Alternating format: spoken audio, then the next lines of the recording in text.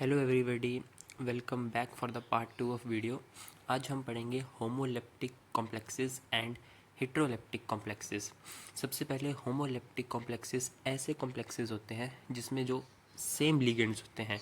जैसे एग्जांपल देख सकते हैं आप NiCO4, जो यहाँ हमारा कार्बोनिल ग्रुप है वो 4 है और Ni के को सराउंड करेंगे तो ये सेम लिगेंड है। और जो हेट्रोलेप्टिक है CONH3 होल 4Cl2, आप देख सकते हैं दो लिगेंड है, एक Cl और दूसरा NH3। उसके बाद जो हमारा PPH3, जैसे जब हम कंपाउंड की नेमिंग करते हैं तो सबसे पहले हम इनका ख्याल रखना पड़ता है कि इन पर चार्ज कितना होता है। तो जो PPH3 triphenyl phosphine carbonyl group है जो हमारा ये, और EN ethane 1,2 diamine, NH3 ammonia, H2 water, इन सब पर ज़ीरो चार्ज होता है, मतलब ये न्यूट्रल है। और उसके बाद जो NH4 है उस पर +1 मतलब 1 चार्ज होता है। उसके बाद सबसे मेन टॉपिक जो MCQs में भी ज़्यादातर पूछा जाता है, आइसोमरिज्म। आइसोमरिज्म बेसिकली 2 टाइप का बताया गया है, stereo isomerism and structural isomerism. आप नाम से ही समझ सकते हैं, स्ट्रक्चरल मतलब स्ट्रक्चर में कुछ चेंज आएगा। और इसकी आगे 4 टाइप्स हैं, जैसे लिंकेज, कोऑर्डिनेशन, आयनाइजेशन और सॉल्वेट। और स्टीरियो आइसोमरिज्म की 2 टाइप्स, ज्योमेट्रिकल और ऑप्टिकल। अब हम समझेंगे सभी को। सबसे पहले है लिंकेज आइसोमरिज्म। लिंकेज में क्या होता है, जो हमारा कंपाउंड होता है उसके अंदर एम्बीडेंटेड लिगेंड, मतलब जिसके पास एक से ज़्यादा डोनर एटम होंगे लेकिन एक टाइम पर सिर्फ एक ही डोनेट करेगा। एग्जांपल जैसे NH3 होल 5 NO2 जो आपको कंपाउंड में दिया गया है, इसमें जो NO2 है वो यहाँ एम्बीडेंटेड लिगेंड है, जिसमें कभी N करेगा डोनेट, कभी O करेगा। उसके बाद है कोऑर्डिनेशन आइसोमरिज्म। इस आइसोमरिज्म में क्या होता है, जो हमारे लिगेंड्स हैं वो एक्सचेंज हो जाते हैं। जैसे आपको यहाँ 2 कोऑर्डिनेशन स्फीयर्स दिए गए हैं, COCN होल 6 और PDNH3 6। जब हम इसके कोऑर्डिनेशन आइसोमर्स बनाएंगे तो जो हमारा CO के साथ है वो NH3 वाला ग्रुप लग जाएगा, और जो हमारा PD है उसके साथ CN वाला। जैसा कि आप देख सकते हैं PDCN6 और CONH3 6, मतलब लिगेंड्स एक्सचेंज हो चुके हैं इसमें। उसके बाद है ionization. Ionization, counter ion is itself a potential ligand and can displace a ligand.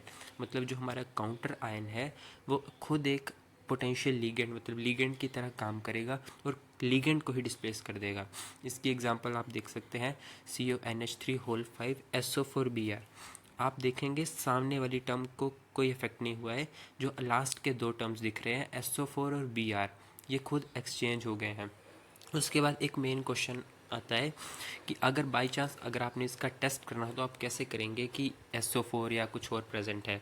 तो बेसिकली इसका मेन रिएक्शन होता है Ba के साथ। अगर ऐसा कोई कंपाउंड के साथ इसका रिएक्शन करवाएंगे जिसमें बेरियम होगा तो एंड में हमारा BaSO4 का जो बाइट प्रेसिपिटेट है वो निकल जाएगा, जिससे हम डिटेक्शन कर सकते हैं इसकी। उसके बाद है सॉल्वेट, जो स्ट्रक्चरल आइसोमरिज्म का लास्ट पार्ट है। सॉल्वेट मतलब एक टाइप से वाटर, इसको हाइड्रेट आइसोमरिज्म भी कहते हैं। इसका बेसिकली ये मतलब है कि इसके अंदर वाटर मॉलिक्यूल प्रेजेंट होंगे। इसकी एग्जांपल है क्रोमियम H2O होल 6Cl3, जो वाइट कलर में होता है। जब हम इसके अंदर से एक वाटर मॉलिक्यूल को बाहर निकाल देंगे तो इसका कलर है जो ग्रे ग्रीन हो जाएगा। और जब आपको ज़्यादातर कोऑर्डिनेशन स्पेयर के बाद H2O दिखेगा तो आपने सीधे सीधे सॉल्वेट आइसोमरिज्म ही लगाना है आंसर। अब है स्टीरियो आइसोमरिज्म। ये बेसिकली जिसे हम ज्योमेट्रिकल आइसोमरिज्म भी कह सकते हैं, क्योंकि ये 3D स्ट्रक्चर में डिफर करता है, यानी कि इसकी सिस और ट्रांस कन्फिगरेशन बनेगी, जो हम बाद में समझेंगे। सबसे पहले ज्योमेट्रिकल आइसोमरिज्म, जो टेट्राहेड्रल कॉम्प्लेक्सेस शो नहीं करता है। Angle always remain same, angle हमेशा रिमेन सेम, कभी चेंज नहीं करेगा इसमें एंगल, तो ये टेट्राहेड्रल कॉम्प्लेक्स दिखाएंगे ही नहीं। फिर बाकी जो जैसे बाकी स्ट्रक्चर है स्क्वायर प्लेनल, जिसे हम लिखते हैं MX2L2, जो इसकी बेसिक फॉर्म है। उसके बाद X और L यहाँ क्या है, X और L है यूनिडेंटेड लिगेंड्स जिनके पास एक ही डोनर एटम है। तो आप यहाँ देख सकते हैं एक कंपाउंड। अब सबसे पहले मेन बात, ये सिस और ट्रांस होता क्या है। अगर आप स्ट्रक्चर में देखेंगे तो 2 लिगेंड्स हैं, मतलब एक ही लिगेंड है NH3 NH3, इन दोनों के बीच में 180 डिग्री का एंगल है। जब भी लिगेंड्स के बीच में 180 डिग्री का एंगल होता है तो वो कॉन्फ़िगरेशन कहलाती है ट्रांस। और जब एंगल 90 से कम होता है तो वो कॉन्फ़िगरेशन कहलाती है CS। जैसे सिस, उसके एग्जांपल आप देख सकते हैं, NH3 और NH3 के बीच में एंगल 90 से कम है, तो यहाँ सिस कॉन्फ़िगरेशन होगी। और ये जो आपको डायग्राम दी गई है ये बहुत इंपॉर्टेंट है, क्योंकि ये नॉर्मल स्ट्रक्चर नहीं, ये एक एंटी कैंसर ड्रग जिसे हम सिस प्लेटिन भी कहते हैं। सिस मतलब सिस कॉन्फ़िगरेशन, प्लेटिन मतलब जो प्लेटिनम यहाँ मेटल है उससे आया है। उसके बाद MABXL, जो ये तो नॉर्मल है कि अगर क्वेश्चन में आपको यही बात बताया गया है कि आपको एक कंपाउंड दे दिया जाएगा, उसके सिस और ट्रांस कॉन्फ़िगरेशन बतानी है, तो आपको अब पता लग गया है कि ट्रांस में एंगल 180 डिग्री होगा और सिस में एंगल 90 से कम होगा।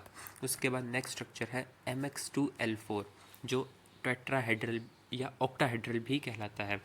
CONH3 4Cl2। जब हम इसे ड्रॉ करेंगे, सबसे पहले आपको बताया गया है कि सिस में 90 से कम होता है।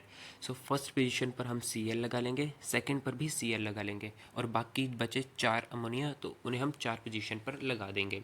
CO के आसपास सबसे पहले अपने 6 लाइंस ड्रॉ करनी है, पहले 2 पर Cl, उसके बाद NH3। और अब जब आपको ट्रांस बनानी है तो आपने 180 डिग्री का एंगल ध्यान रखते हुए फर्स्ट पोजीशन मतलब आपने ऑपोजिट पोजीशन पर Cl लगाना है, और बाकी जो पोजीशंस बची उस पर NH3 लगाना है। उसके बाद है MX2AA2। इसकी एग्जांपल, जैसे बेसिकली इसकी एग्जांपल होती है जो EN वगैरह कंपाउंड आते हैं, इथेन 1,2 डायमीन, क्योंकि ये थोड़े अलग होते हैं। जैसे इसकी एग्जांपल है CON2Cl2। सबसे पहले आपको बेसिक स्टेप फॉलो करना है सिस वाला, कि 90 से एंगल कम रखना है, तो बीच में CO बना लिया और 90 डिग्री से कम Cl लगा दिए हैं सबसे फर्स्ट पोजीशन और सेकंड पोजीशन पर। और जो EN है, जो अगर आप इसे ऐसे समझते हैं कि 2 लाइन सिर्फ एक EN को डिनोट करेंगी, जैसा कि आप देख सकते हैं यहाँ 2 लाइन्स है और एक आर्क से बताया गया है कि EN है यहाँ, और एक हिस्सा छोड़कर उससे अगले हिस्से पर EN बताया गया है। तो EN वाला केस अलग है थोड़ा, और ट्रांस में 180 डिग्री बिल्कुल वैसा ही करना है, और EN 2 लाइन के बीच में आएगा। ठीक है। अब है Ma3B3, ये एक्सेप्शनल केस कह सकते हैं आप इसे। CONH3 NO2 3। ये देखने में बिल्कुल आपको वैसा ही लगेगा, लेकिन थोड़ा सा इसमें फेशियल और मेरिडोनियल वाला कंसेप्ट आ जाता है। सबसे पहले आप स्ट्रक्चर बनाएंगे। NH3 के कितने मोलिक्यूल्स? 3, तो CO के अराउंड 3 बना लिए हैं हमने, NH3 NH3 NH3, और NO2 कितने हैं? 3, वो भी बना लिए हैं।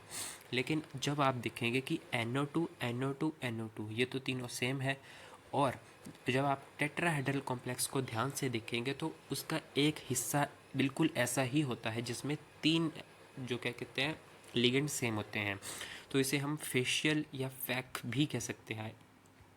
उसके बाद दूसरा कंपाउंड, जो यही कंपाउंड है उसका दूसरा मेरिडोनियल वाला हिस्सा जिसे हम मर आइसोमर कहते हैं। CO के अपोजिट हिस्से पर आपने NH3 लगा लेना है, और ऊपर के साथ में कहीं भी आप NH3 लगा सकते हैं, और बाकी जितनी भी पोजीशंस बची वहाँ NO2 लगा देना है, जैसे कि आप डायग्राम में देख सकते हैं। अब इसके बाद है ऑप्टिकल आइसोमरिज्म, जो बहुत ही इंपॉर्टेंट क्वेश्चन है। बेसिकली आइसोमरिज्म का जो क्वेश्चन है वो यहीं से उठाया जाता है कि ऑप्टिकल आइसोमरिज्म क्या होता है। Tetrahedral complexes which have chiral centre exhibit optical activity. अब हम सबसे पहले समझेंगे कि कायरल सेंटर होता क्या है। जैसे आपको एक स्ट्रक्चर दिया गया है कि CH3H Cl CH3 हो। अब इसका कंसेप्ट क्या है कि C कायरल सेंटर तब ही बनेगा जब उसके आसपास जो सराउंडेड एटम्स हैं वो अलग अलग होंगे। अगर मान लीजिए आपको H जहाँ दिख रहा है वहाँ Cl हो तो वो कायरल सेंटर नहीं होगा, क्योंकि वहाँ 2 सेम एटम आ जाएंगे। तो इसका मेन आपने भाई ये बात याद रखनी है कि एटम्स जो इसके आसपास है वो सारे अलग अलग होने चाहिए। अब हम समझेंगे कि ऑप्टिकल आइसोमरिज्म क्या है। सबसे पहले एक कायरल सेंटर का होना बहुत ज़रूरी है, तो एक क्वेश्चन से समझते हैं कि CH3C HCl CH3, ये आपको स्ट्रक्चर दिया गया है। जब आप इसकी मिरर इमेज बनाएंगे, ऑप्टिकल से आप समझ सकते हैं कि लाइट का थोड़ा रोल है इसमें। जब आप इसकी मिरर इमेज बनाएंगे तो आप देख सकते हैं कि CH3 और जो Cl है वो तो वैसे ही रहेंगे, क्योंकि अपोजिट साइज़ पर वो 180 डिग्री एंगल बनाए हैं, वो तो कभी चेंज नहीं होंगे।